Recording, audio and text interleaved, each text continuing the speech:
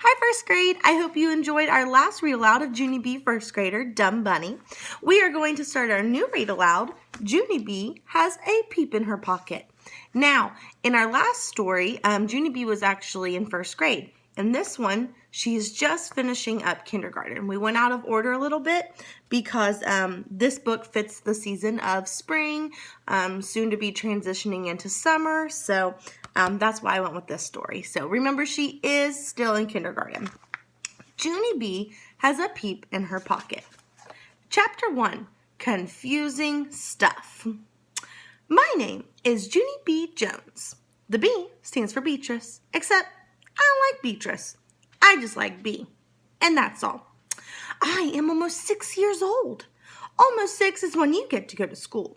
And so last summer, Mom took me to the school office and she rolled me in afternoon kindergarten. Rolled is the grown-up word for sign me up and made me go. Only guess what?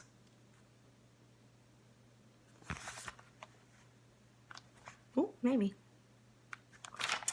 Guess what? I don't even mind going there, hardly, because I made 2 bestest friends at that place, that's why. Their names are Lucille and that Grace. We are like 3 peas in a row.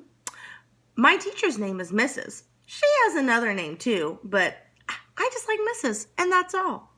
Only here is the trouble. Just when I was getting good at this whole kindergarten thing, Mrs. made an announcement to our class, and she said that pretty soon school is going to end. I did a gasp at that terrible news. No, Mrs., no. How can school end? 'Cause Mother said I have to go till I am a teenager, and I'm not even 6 years old yet. Mrs. Quick shaked her head. Oh dear, I'm sorry, Junie B., she said. I'm afraid that you've misunderstood me. School isn't going to end forever. School will just be taking a summer vacation. She smiled at me. You and everyone else in this class will come back to school in September.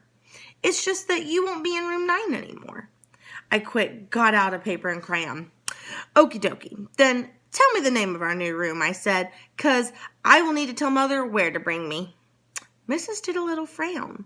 I'm sorry, she said again, but right now I have no idea what your room will be next year. I did a frown too. So what am I supposed to do then? Just wander around the school until I find you people? Mrs. looked funny at me. You still don't understand, she said. Next year you're going to have a different teacher, Junie B. Next year you're going to be in first. First what? I asked. First grade, she said. Just then, my stomach felt sickish inside because I don't even like first graders. That's why. First graders are bullies to me at recess, and I don't want to be in the same room as those guys. Pretty soon, a boy named William started to sniffle very much because William hates first graders even more than me. That's because one time a first grader stole William's winter hat with the ear flaps, and he put it on a big dog that was running on the playground.